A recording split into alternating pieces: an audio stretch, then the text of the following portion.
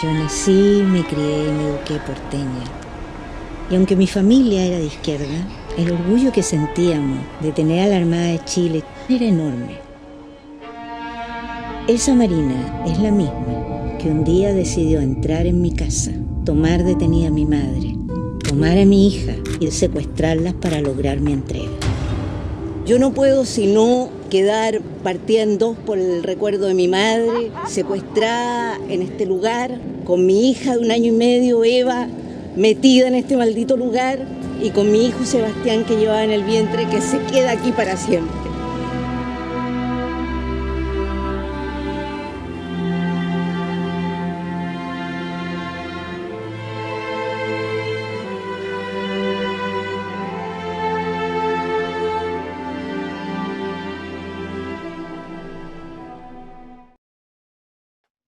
Hola, buenas tardes a todos. Muchas gracias a todos los que nos están viendo de forma virtual y en especial gracias a las panelistas de este encuentro. Hoy día 3 de julio, hoy día viernes, salió en el diario electrónico El Mostrador una columna que se denominó "La memoria es una semilla de vida que no podrá ser destruida". Una columna que escribió Aidé, que nos acompaña hoy día, esta tarde.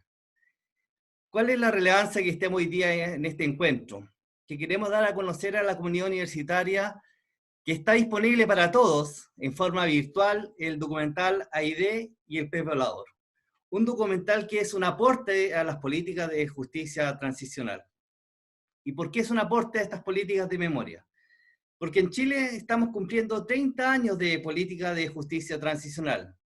30 años desde que el año 90 se iniciara la investigación por los crímenes de la dictadura a través de la Comisión Rettig, que dio a conocer el informe Rettig, nos dio un listado de víctimas desaparecidas y ejecutadas de la dictadura. Luego vinieron políticas de reparación, pero para la justicia, que es uno de los pilares de la justicia transicional en Chile, fue en la medida de lo posible. Y así, en la medida de lo posible, tuvimos justicia desde la detención de dictadores en Londres en 1998. Pero para las víctimas sobrevivientes, las víctimas que habían vivido la prisión política y la tortura, las políticas de justicia transicional también fueron en la medida de lo posible. Recién en el año 2004, a través del informe Valech, tenemos que las víctimas sobrevivientes son reconocidas por el Estado de Chile y son oficialmente reconocidas como víctimas de prisión política y tortura. Pero nuevamente, en la medida de lo posible, la justicia para ellos no llegó. ¿Por qué? Porque tanto para las víctimas ejecutados y detenidos desaparecidos, el proceso de justicia fue apoyado por el Estado. Ellos tuvieron abogados que estuvieron disponibles para realizar este proceso de justicia y así los tribunales respondieron. Pero para las víctimas no sobrevivientes, las víctimas calificadas por el informe Valech, el Estado no proporciona un abogado para que ellos vean sus casos. Por tanto, para las víctimas no sobrevivientes, la medida de lo posible, la justicia llegó tarde para ellos.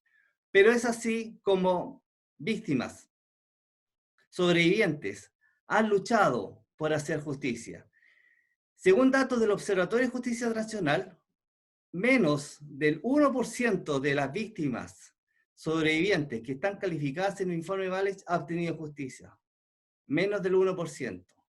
Y hoy día tenemos entre ellas a Aidé, que ha sido una mujer que ha luchado contra la impunidad. Una mujer, una expresa política que haya dado la batalla por la justicia. Y esa es la relevancia que hoy día nos juntemos para conversar sobre este documental. Porque este documental es lo que hace, refleja la lucha de esta mujer por hacer justicia, la lucha de esta mujer para que se haga justicia en nuestra sociedad, para que las políticas de justicia social lleguen a todos y sean posibles en nuestro país. Es por eso que doy las gracias a Aidé, porque hoy día nos está acompañando. Así que muchas gracias.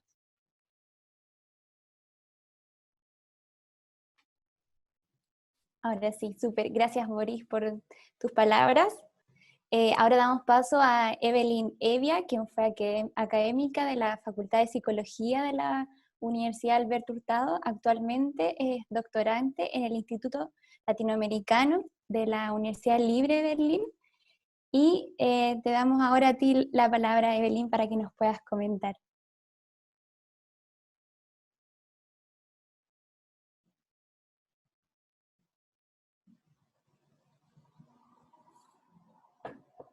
Hay que desactivar ahí el micrófono.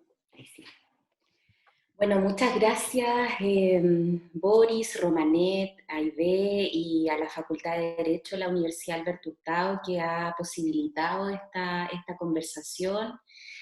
También las disculpas por el retraso, pero bueno, así son las comunicaciones hoy en día, las líneas saturadas, así que bueno, sin más preámbulo, creo que tengo tantas cosas que decir sobre la película, sobre la relación que me une hace ya algunos años con Aide, una relación de amistad, de cariño, de admiración también.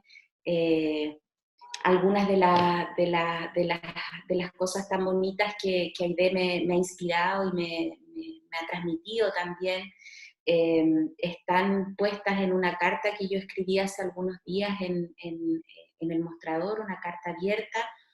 Sin embargo, hoy día quisiera tocar algunos puntos sobre los cuales el documental permite pensar desde el ámbito de trabajo en el que yo me he dedicado, que es el de la memoria, el de la oralidad, de los testimonios y de esta relación que he tenido con distintas personas que por mi trabajo en su tiempo para el Archivo Oral de Villa Grimaldi, hoy para el Archivo de Historia Oral de Colonia Dignidad en la Universidad Libre de Berlín, me ha tocado conocer y acercarme a tantas personas y a tantas historias de vida. En primer lugar, brevemente, transmitir unos saludos de José Guiribás para Boris y también para Aide. Él es un fotógrafo chileno que reside aquí en Berlín, también con beca Pinochet en su tiempo, y que hace algunos años hizo una exposición de fotografías que se llama De la tortura no se habla, y que se expuso aquí en Berlín hace 2 años, y donde Aide también forma parte de esa exposición. No podría dejar de pasar también por alto que cuando pienso en la historia de Aide, a través de la película que hoy día volví a ver por segunda vez en la mañana, también pienso en tantas mujeres que he conocido, a través de las cuales nos podemos aproximar a su historia y hacer algo de justicia también a su experiencia vivida. Pienso en la compañera ya fallecida de Samuel Houston, Silvia Pinilla, quien fue una sobreviviente también de la prisión política tortura, una mujer luchadora también por la memoria, por la verdad, por la justicia.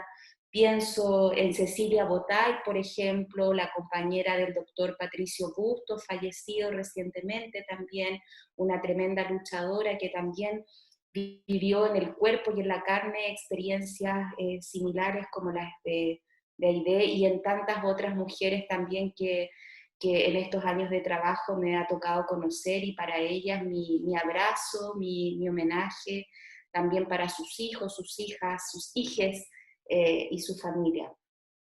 Creo que un primer punto que me parece relevante tocar es que la película toca desde una perspectiva crítica algo que hace mucho tiempo en las ciencias sociales y en la psicología en particular se viene discutiendo, que es esta categoría de víctima. Creo que la película contribuye a evidenciar y a poner una perspectiva crítica en esta categoría de la víctima, que si lo pensamos es una categoría que atrapa a la persona en la experiencia traumática, la deja fijada en el evento traumático. Y creo que la película restituye de alguna forma agencia y potencial político transformador a través de la historia de Aide, que es muy bien contada en la película desde el presente. Entonces me parece que ese es un primer punto que a mí me gustaría rescatar de la película, que es una invitación a narrar no solo desde la experiencia traumática, sino que es una invitación desde la experiencia de la supervivencia, pero no solo de la supervivencia como sobrevida, sino que también de una búsqueda de la dignidad, de la justicia, de la memoria, que yo podría decir, casi parafraseando a Aidé, por mí y por todas mis compañeras. Por otro lado, creo que el documental opera como un artefacto y un gatillo para la memoria y para otras memorias de experiencias compartidas como la de Aidé. Veía el otro día la conversación de Aidé a través de la plataforma virtual de la Fundación Víctor Jara, y donde una Alejandra Matus, que una tremenda heroína sin capa, ¿no? Se emocionaba mucho también conectando la experiencia de su propia pérdida de un hijo con la experiencia de Aidé. Entonces yo creo que también el documental de alguna manera toca otras experiencias de memoria no necesariamente relacionadas con la violencia y la tortura, ¿no? Bajo contexto de dictadura. Por otra parte, creo que es una película, como señalaba Boris, que interroga el compromiso del Estado chileno, de la justicia y de la sociedad con el respeto de los derechos humanos.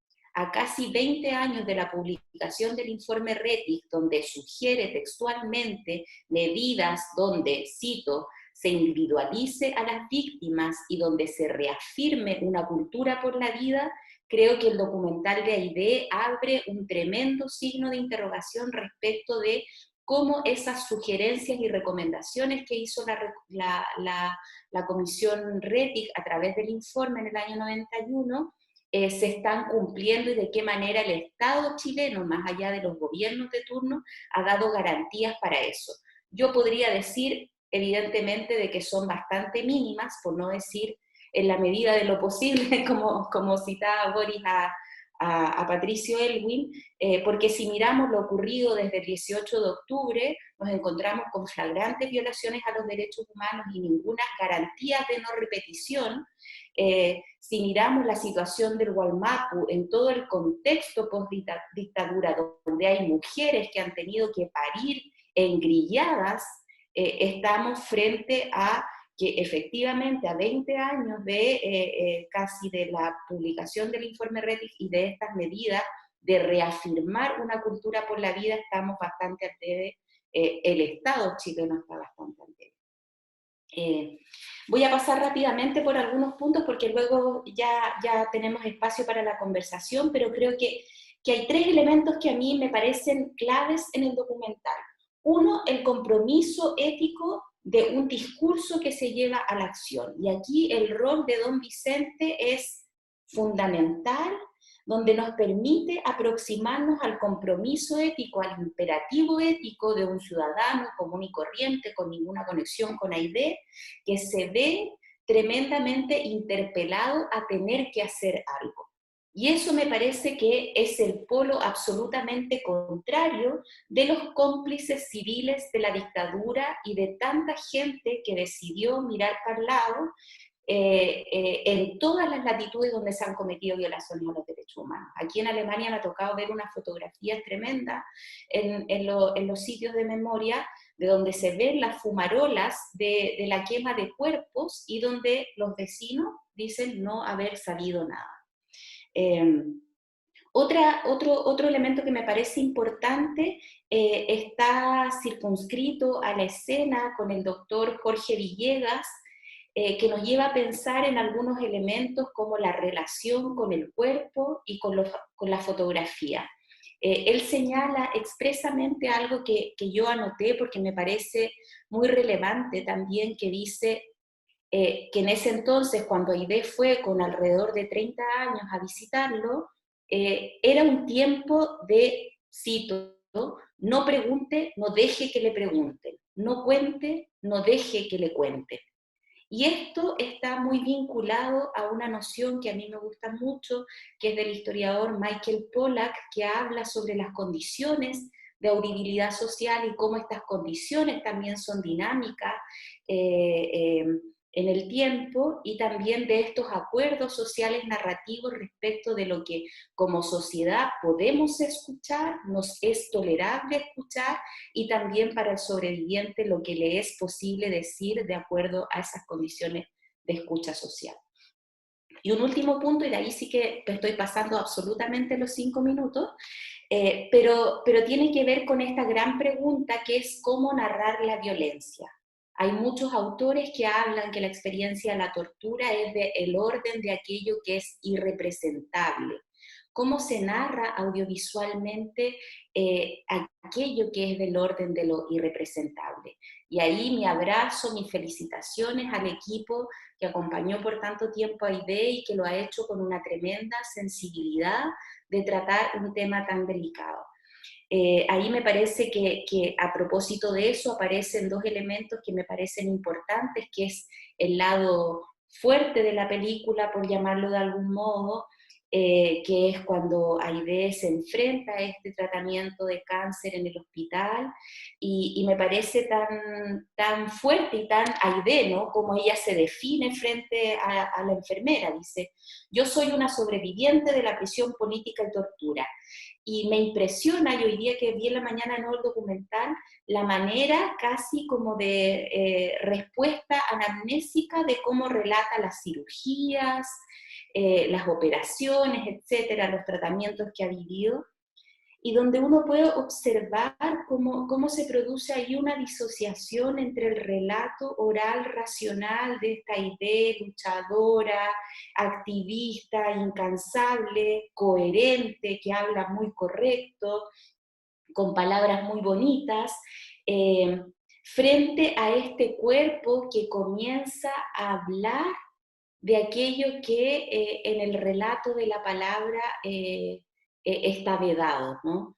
Y eso me parece tremendamente fuerte y potente en el sentido de cómo la experiencia traumática queda inscrita en el cuerpo, queda inscrita en el plano de lo sensorial, de los olores, de los sonidos, y es algo que uno puede apreciar en muchas de las secuelas que tuvo la tortura en aquellos que sobrevivieron a esa experiencia. Pero después de esa escena que a uno lo deja así con el corazón atrapado, ¿no? Se produce un equilibrio tan bonito que es al día siguiente donde Aidé está en el hospital con Eva, su hija, y aparece el humor, ¿no? Esto que Jorge Montealegre ha trabajado también, cómo el humor aparece en esas experiencias límites de tortura, de campos de prisioneros, y aparece aquí también como algo que incluso a quienes estamos viendo la película nos da como un respiro y restituye la posibilidad de procesar también esa experiencia en la que uno se mete también de algún modo en la piel de Aidé. Bueno, lo voy a dejar hasta ahí. Súper. Tremendas palabras, Evelyn. Me hizo mucho sentido. Bueno, ahora antes de pasar a dar la palabra a Aidé, les invitamos a ver una cápsula sobre la película que habla sobre la relación con la justicia y el caso de Aidé. Yo he hecho todo el largo camino de la justicia, he hecho todo el largo camino de la lucha social, de las organizaciones de derechos humanos. He hecho todos esos caminos y los he hecho con todo el alma. Pero lo que me pasa también es que he alcanzado muy poca verdad y muy poca justicia. Y tengo la convicción cada día más de que una película como esta puede en muchos sentidos ser tanta más verdad y tanta más justicia de la que la justicia de los tribunales te pueden ofrecer como alternativa a las luchas que uno ha venido dando.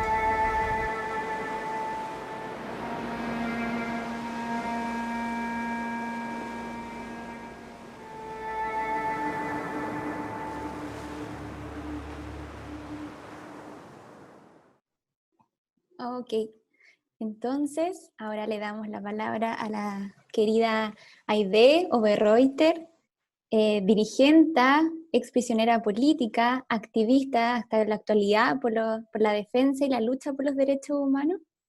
Así que, bueno, te dejamos a ti la palabra, querida compañera, bienvenida. Muchas gracias. Bueno, aquí estamos. Y a empezar por agradecer a la queridísima Universidad Alberto Hurtado, a la Facultad de Derecho de la Universidad Alberto Hurtado que ha tenido esta iniciativa, y también a quienes forman parte de este panel que con tanta empatía, con tanto corazón y con tanta razón se ponen a disposición de abrir debate en torno a un tema que, como bien señala al parafrasearme Evelyn, es por mí, por supuesto, por todas mis compañeras, ¿no? Y creo que también podría decir respecto de todos mis compañeros. Piensen ustedes que la violencia en tortura, cuando tiene carácter sexual o carácter eugenésico, como en el caso del aborto forzado, muchas veces tiene como destino, tristemente, a ni siquiera agredir a la mujer misma, sino que agredir a quien se supone que es el progenitor o el dueño de esa mujer. Eso es así. Bueno, retomando un poco lo que decía Boris, creo que no solo es que el Estado de Chile se tarda 13, 14 años en reconocer, en validar, con lo cual entre medio hay un montón de gente que sobrevive a la tortura, a la prisión política, pero en ese lapso de 13, 14 años se muere, pues. Se muere de vieja, se muere de enferma, se muere de pena, se muere de mil cosas. Mi madre entre ellas.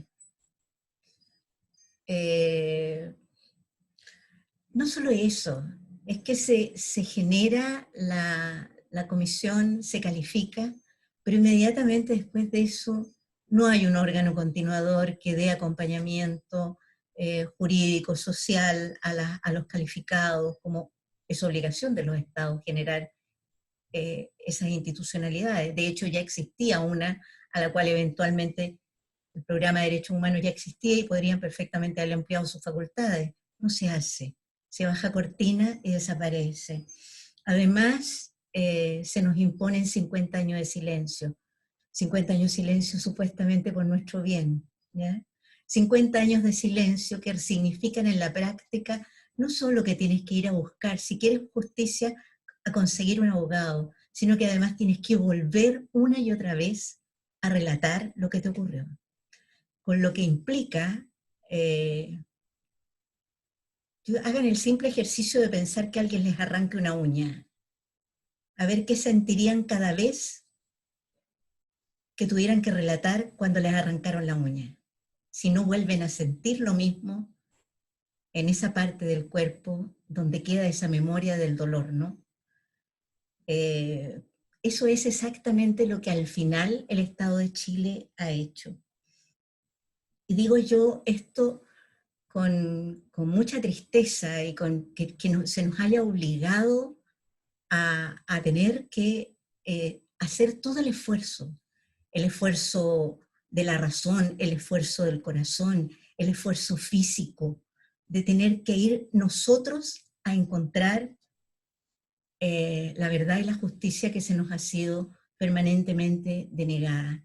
En tanto, tengan presente que los hechores fueron recontratados en las Fuerzas Armadas. Esa fue la política de Estado, recontratados. Todos ellos han tenido acceso privilegiado a un tipo de salud que los demás chilenos no tenemos. Incluso muchos de ellos disfrutando de estrés postraumático que les incrementa los ingresos que el propio Estado de Chile les sigue pagando. Sin ir más lejos, lean ustedes lo que ha pasado con quienes quemaron vivo a Rodrigo Rojas de Negri, ¿no? vivitos, coleando, funcionando, activos y recibiendo además bonos adicionales por estrés postraumático. Díganme si eso no es un insulto para su preciosa madre, la Verónica de Negri, también prisionera política, junto con nosotras en el año 76 en el campo prisionero de Tres Álamos. Porteña, además, como yo. ¿Qué ha hecho el Estado de Chile? Ha hecho actos que yo, como estoy ofendida, además, que es lo mínimo que puede pasar con alguien a quien se le ha tratado de esta manera, el Estado de Chile lo que ha hecho ha sido actos de marketing. Ha abierto una comisión, ha corrido una lágrima, han bajado una cortina, han abierto una puerta, han hecho otra cosa, nuevos aplausos, nuevas ceremonias, etcétera, etcétera. Nunca una política de Estado en materia de derechos humanos. Una política de Estado a la cual uno pueda mirar y decir, sí, efectivamente Chile ha sido ejemplar en materia de derechos humanos. Que es lo que se ha difundido de la misma manera de ese eslogan de que llegó la alegría, se ha difundido el eslogan de que Chile es ejemplar. Claro, dicen que en el país de los tuertos, ¿cómo es? En el país de los ciegos el tuerto es rey. Bueno, es más o menos esa la situación nuestra. Hacerles presente además que las personas que, para los que no han visto la película cuando la vean y para los que la han visto también, las personas que en la práctica me abortaron deliberadamente para efectos de eliminar a un terrorista potencial, se declararon autores y orgullosos, ¿eh? Autores y orgullosos, con lo cual además consiguieron que fueran calificados como psicópatas. Pero claro, como habían permanecido impunes durante todos estos años, ya eran ancianos, fueron declarados demasiado ancianos, demasiado enfermos y además con irreprochable conducta anterior, lo cual les valió una condena, es verdad, pero una condena de 3 años y un día, que se cumplió en mayo de 2019. Esos personajes están libres y cumplidos. Entonces, la existencia del pez volador tiene todo que ver con eso. Tiene que ver con que hay un momento en la vida en que una de dos, o tú te entregas y te declaras derrotado, o sigues adelante y construyes un rito, construyes una memoria, construyes una manera de seguir articulando y de seguir avanzando. El pez volador tiene ese sentido. El pez volador no puede existir dentro de un sitio de tortura. El pez volador tiene que estar en el mar y el cielo. El pez volador nunca está solo. Y ahí están los demás niños que este país nunca ha buscado,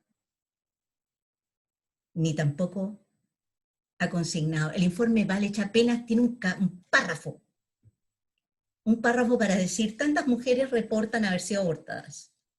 Esa práctica fue una práctica eugenésica. Mientras había una Lucía Iriar de Pinochet que iba por el mundo diciendo, mamitas de Chile, aquí están los buenos chilenos, etcétera, etcétera, habían otras mujeres que por el solo hecho de ser mujeres que estaban en política o mujeres que se estaban directamente oponiendo a la imposición dictatorial, esas mujeres podían eugenésicamente ser abortadas. ¿Me van a decir que nadie sabía eso? No es así. La justicia se ha quedado corta, pero requete corta, y la sociedad en su conjunto también. ¿Nos vamos a dedicar, quienes hemos sido objeto de este tipo de atropello, a condenar a la sociedad y a condenar a todo el mundo? Sí, pero eso en realidad no es suficiente. Hay que hacer otras cosas. Y otras cosas significa que aunque nos hayan obligado a tener un rol que nunca quisimos tener, que es el de la lucha por el reconocimiento de lo que nos ocurrió, y de los atropellos a los que fuimos sometidos, tendremos que seguir adelante. Y tendremos que seguir adelante con la mejor de las sonrisas, con todas las energías, y teniendo claro que además en este hilo de la vida se van sumando energías maravillosas que construyen y reconstruyen tejido social también. El tejido amoroso del que va y toma la mano del otro aunque no lo conozca. ¿Ah? El maravilloso don Vicente Barzana, ¿no? Ese ciudadano único que él reacciona con su corazón, un abogado, un hombre que toma la iniciativa por sí mismo, simplemente me vio en una foto. El doctor Villegas, que cuando se da cuenta que yo no puedo más, pero que no le voy a decir ni una palabra, él se da cuenta de lo que pasa ahí. Y él hace la interpretación médica de lo que ocurre y guarda el material. Y miran lo que pasa décadas después. ¿Ya? Y así una persona tras otra. ¿Esto es porque yo tengo mucha suerte? No. Esto es porque las cosas van encontrando su curso y van ocurriendo. Y tengo certeza que esto que me ha ocurrido a mí es algo que con toda naturalidad también le va a ocurrir a aquellas personas que empiezan a sentir que ya me llaman y que ya me dicen, a mí también me pasó algo así. Yo no lo dije ante la comisión, pero a mí también me pasó. Tú mencionaste un par de compañeras, Evelyn. Luisa Estaño, Tres Álamos, fallecía ya hace mucho rato. También. Y así suma y sigue. Entonces, porque además no hubo un foco especial en tratar de relevar qué le había pasado en particular a las mujeres, qué le había pasado en particular a aquellas que estaban embarazadas o aquellas que reportaban haber sido abortadas. No fue tema, no se habló. En estricto rigor, se metió bajo la alfombra, ¿no? Bueno, pues vamos sacándola de la alfombra al mismo tiempo que dejamos que los pececitos voladores anden haciendo de las suyas por allí donde tienen que estar. Muchas gracias. Gracias, Aide, por tus palabras. Bueno, nos dicen que se cayó el internet de la universidad, pero de todas maneras, si Evelyn o Boris tienen alguna pregunta que hacer a Aide, o alguna que se haya podido recoger de los canales de la universidad, bueno, queda abierto. Boris o Evelyn, ¿alguna pregunta? Sí, yo quiero retomar lo que tú ahí estás contando en relación con el último recinto que fue el lugar de prisión política en la dictadura oficial, que era el único recinto oficial reconocido por ellos, que era 3 y 4 Álamos. ¿Qué te parece a ti, Aide, que hoy día 3 y 4 Álamos sigue siendo un lugar de prisión política, sigue siendo un lugar de prisión para menores de edad? ¿Qué te provoca eso? Que ninguno de los gobiernos de la democracia ha tenido la valentía de cerrar ese recinto y que sea lo que tiene que ser, un lugar de memoria, un centro cultural para la comuna de San Joaquín. ¿Qué te parece eso a ti, Aide? Parece que fuera, fíjate, que un signo del lugar, ¿no? Otra cosa que no se dice y que hay que decirla una y otra vez. En el campo de prisioneros de 3 y 4 Álamos, en 3 Álamos, habían niños con nosotros. También habían niños presos. Estaban con sus mamás. ¿Ah? Entonces, es como súper, como que hubiera un hilo, así que se mantiene respecto de la infancia en ese espacio en particular. Desde luego que debería ser un centro de memoria, desde luego que debiera tener un rol muy destacado, además como espacio, como es un espacio grande. De por medio habría que hacerle quién sabe cuántas sanaciones a ese lugar, porque además hay que recordar que no solo es 3 Álamos, es 4 Álamos, que era un centro de interrogatorio clandestino, secreto en el cual permanecías en manos de la DINA hasta que a ellos se les ocurría que te podían pasar a libre plática, normalmente cuando ya se te habían acabado los moretones o las huellas de lo que hubieran hecho con uno. ¿Qué me parece que estén hoy los niños ahí? Me parece que no deben estar ahí. Los niños no deben estar en ese lugar, menos aún aquellos niños que por alguna razón huyeron de los centros del Sename y se fueron a manifestar a la Plaza de la Dignidad, ¿verdad? ¿Qué le estaban diciendo a la sociedad esos niños? Y ahora siguen ahí, de la misma manera que siguen jóvenes y adolescentes entrampados en la figura de la prisión preventiva, ¿no? Hasta hoy. Y ahora con riesgo de vida, porque están en unas cárceles en donde la seguridad respecto de el respeto de las normas sanitarias es prácticamente nula. Son jóvenes a los cuales el Estado de Chile, solo porque los tiene en prisión preventiva, los está exponiendo a la muerte por COVID. Esta es una cuestión, uno dice, ¿cómo no pensar desde una perspectiva humanitaria ya, este tipo de cosas, ¿no? Porque, por Dios, qué bonito, qué país más entusiasta para usar eslogans, ¿eh? Los niños primero, son el futuro de no sé qué, son no sé cuánto, las mujeres, la mamá, el día de la mamá, qué sé yo. En la práctica, como decían las abuelas, obras son amores. Si te importa la infancia, bueno, pues efectivamente toma medidas que protejan, cautelen y permitan crecer, prosperar a niños que supuestamente recibimos con tanta alegría y amor, ¿no? Me parece que está todo patas arriba, Boris. Y me parece que tenemos mucho trabajo para enmendar aquellas cosas. No basta constatarlas, hay que ponerse en acción, hay que organizarse y hay que actuar en consecuencia respecto de lo que vemos que está mal, así como lo hace un Vicente Barzana o lo hace otro ciudadano tratando de enderezar entuertos. Bueno, pues eso es lo que hay que hacer. No basta ver que están los niños ahí, hay que hacer todo para que esos niños dejen de estar ahí, que ese sea un centro de memoria efectivamente. Gracias. Evelyn, ¿quieres agregar algo? Sí, yo quisiera agregar,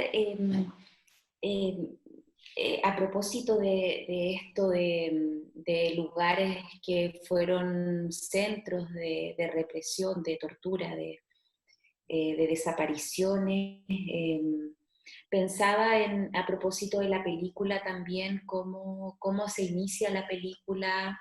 Me hace pensar también en el concepto, la idea de los lugares de memoria, ¿no? De Pierre Nora, donde hay un grupo en el cual acompañan a Aide, que están afuera del cuartel Silva Palma, en Valparaíso, denunciando lo que las paredes, las rejas, las escalinatas de ese edificio guardan, ¿no? Todavía como secreto.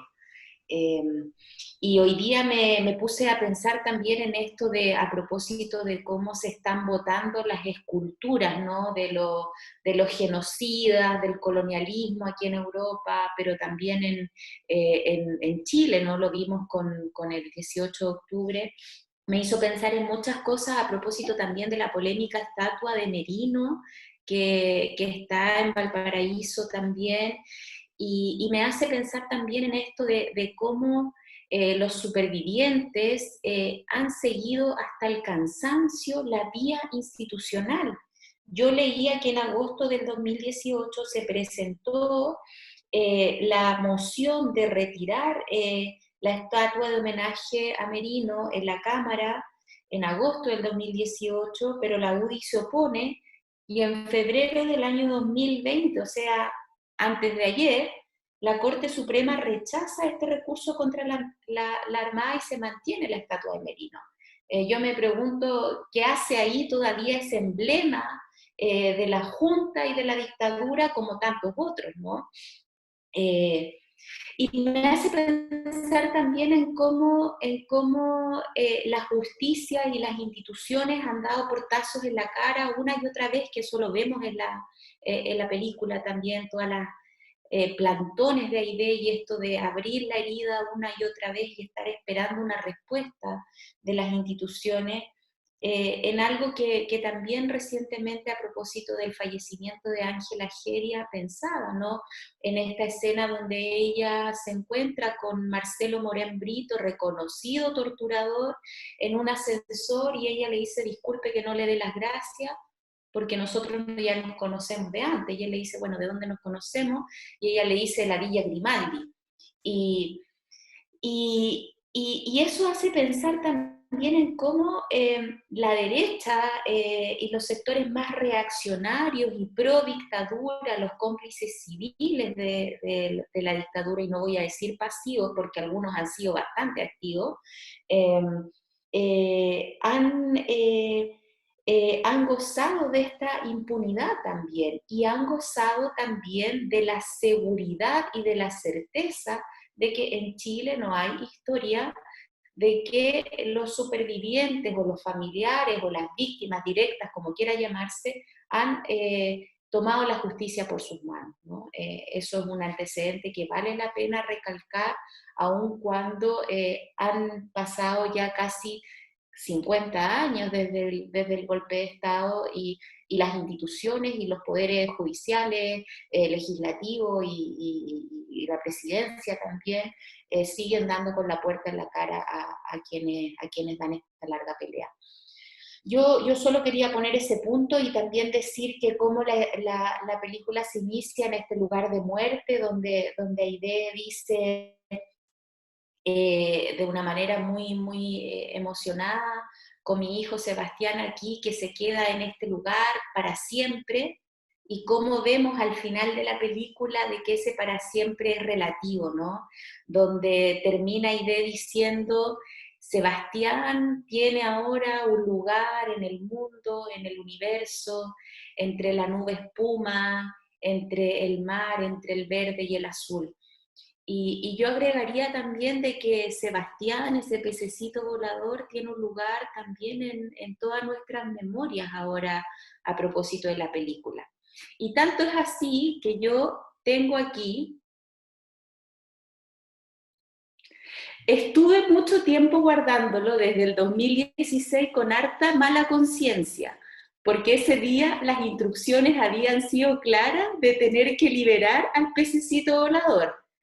Y yo, en mi afán de archivadora, guardadora de papeles, de recuerditos y de regalitos, y me guardé uno para mí, y después de ver el documental me quedé más aliviada por cuando dice Aide, dice, bueno, no faltará quien quiera también guardarlo, está muy bonito, y aquí yo tengo mi pececito volador que lo llevo conmigo y se quedó también conmigo. Eso. Un abrazo, Aide.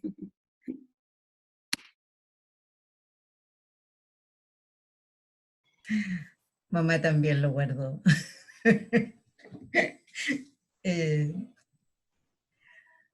Sabes que la medida de este desamparo, de este abandono del Estado, del abandono de la justicia, de los tribunales, respecto de este tema en particular de la tortura, es de tal magnitud que yo creo que no está de más para una eventual audiencia de menos de 30 años, que tengan claro que las personas que estábamos ahí fuera de ese cuartel infame, somos personas que teníamos en promedio 20, 22 años a la fecha del golpe. Mira el aspecto de las personas que estamos ahí. Ya todos adultos mayores. Y ahí. Y cada día somos como menos, porque se van yendo, ¿no? El COVID nos está llevando otra buena cantidad de gente. Y como que parece que es mejor dejar que así sea. ¿Ah? Y nosotros seguimos y seguimos y seguimos estando allí, presentes, activos, hasta donde nos dan las energías. Imagínense cómo no podrá ofendernos, además, el hecho de que en plena postdictadura, si no estamos hablando de que Pinochet nos impuso la imagen de Merino, ¿ya? La estatua de Merino está ahí instalada en plena postdictadura, gobierno Bachelet, más encima. ¿No? Y hemos hecho de todo para tratar. Vamos todos los 11, de cada mes, cada día menos viejos, con un cartelito que decimos, saquen la estatua. Nos hemos reunido con todos los que haya que reunirse.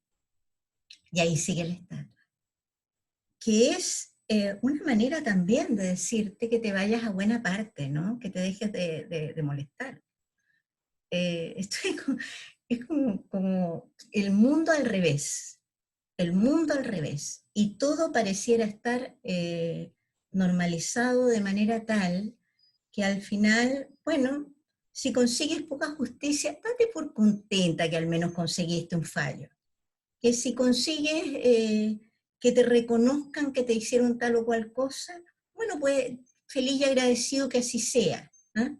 Estás en una nómina al menos.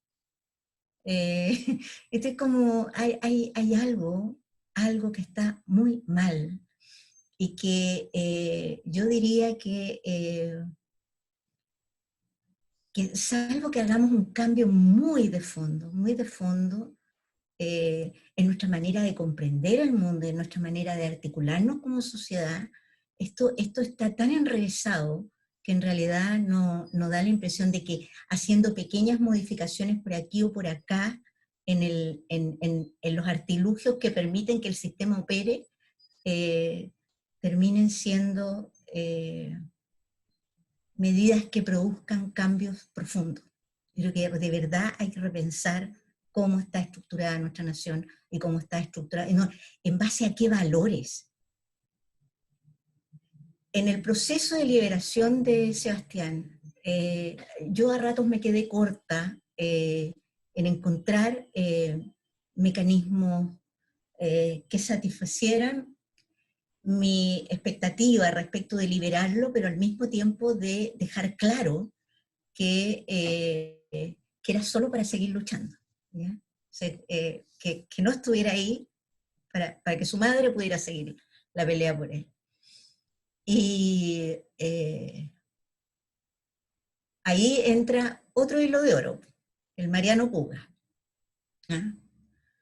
Con el cual hacemos un camino en el cual que no es un camino propiamente religioso, sino espiritual, en el cual Mariano me acompaña y me ayuda a avanzar hacia, yo ya tenía la idea de que él iba a ser un pez volador, ¿no? Había descubierto que los peces voladores eran reales, y que amaban además las aguas del sur del planeta, entonces me parecía perfecto. Pero con Mariano empezamos a darle vuelta también al hecho de que esta ceremonia yo la realizaba en un momento muy interesante desde el punto de vista teológico para él, que era que yo sentía que era imperativo hacer algo cuando él habría cumplido 40 años. Y por eso van 40 personas en la embarcación, son 40 los invitados, digamos, en la cual Evelyn me acompañó en esa ceremonia, por eso anda con ese pececito. Preciosa. Bueno, hicimos la ceremonia simbólica y Mariano se dio el gusto de leer los versículos que él quería leer y todo, pero obvio, si Mariano es Mariano, era. Pero hicimos lo que había que hacer. Lo hicimos de una manera tal que no hubo una sola persona que estuvo arriba de esa embarcación que no hubiera sentido que algo de sí estaba ahí.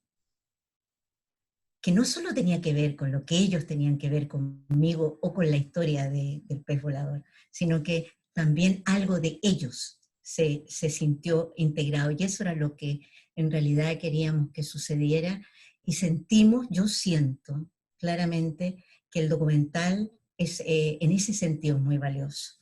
El documental no solo es delicado, no solo nos permite hablar, sino que el documental tiene eso como de provocar en cada uno algo que te hace un poquitito así que sea, pero que te da vuelta una tuerca. Algo te pasa con eso. Y yo creo que ahí, hasta ahí nomás. Con que vean la película y con que luego conversen con su familia, con que es como decía el otro día Cristian Galás de la Fundación Víctor Jara, ¿no? Esta historia es una historia en particular, pero es una historia que en muchos sentidos es la historia de todos los chilenos, ¿no? Es la historia de las familias chilenas, la historia de todos nosotros. Gracias, Aide. Ahora, como último, yo también te quería hacer una pregunta. Bueno, también vi el documental, me llamó la atención cómo se abarcan temas como, bueno, la revictimización, obvio, estos hilos de oro increíbles que hasta el día de hoy se siguen tejiendo, la dilatación del Poder Judicial, que hay un momento que digo, como, basta, ¿cómo va a ser tanto? Que lo cancelan la audiencia, es como, bueno. Y el tema del pez volador es increíble como desde este documental y sobre todo como desde el arte en general, por la música, la fotografía que tiene, lo hace mucho más ameno y no es como esta película cruda que uno tiene asociado al tema de dictadura, qué sé yo. Y con respecto al tema de Sebastián y el pez volador, últimamente desde octubre a la fecha se ha hablado mucho sobre la violencia política sexual. Yo antes de octubre no tenía mucha noción sobre como esta específica, y increíblemente hemos visto cómo en la actualidad ha ocurrido, como específicamente también con las mujeres, los hombres también han padecido, pero no es por ser mujer o disidencia. Como, ¿qué opinión tienes tú sobre esta violencia política sexual que hasta el día de hoy sigue ocurriendo? ¿Cuál es tu opinión? No sé. Sí, mira, no, yo creo que hay algo, sí, es la ausencia una vez más del Estado respecto a este cuento, ¿no? Porque, por ejemplo, ¿cuántas veces hemos visto actuar al Ministerio de la Mujer desde su existencia hasta hoy respecto de estas materias, la violencia sexual en tortura? Desde el 2016 tenemos tipificada la tortura, por lo tanto, toda mujer, incluso aquella que va a parir amarradita a la cama, como ha traído Evelyn al triste recuerdo de nuestro pasado reciente. O sea, esto no estamos hablando de una presa política de los años 70, estamos hablando de una mujer ahora, hace nada.